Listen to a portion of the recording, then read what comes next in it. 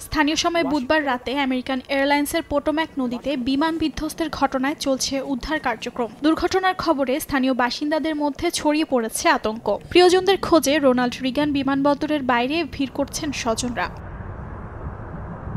বিমানে থাকা এক যাত্রীর স্বামী বিবিসিকে জানান, দুর্ঘটনার কিছুক্ষণ আগেও স্ত্রীর সঙ্গে কথা হয়েছিল তার। ২০ মিনিটের মধ্যেই অবতরণ করবেন লিখে বার্তাও পাঠিয়েছিলেন। স্ত্রীর খোঁজে নদী পাড়ে করছেন অপেক্ষা, আশায় রয়েছেন জীবিত উদ্ধারের।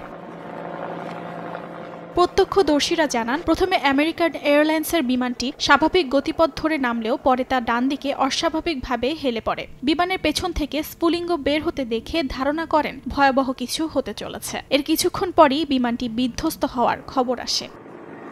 অর্চিতা শাহজিন, সময় সংবাদ।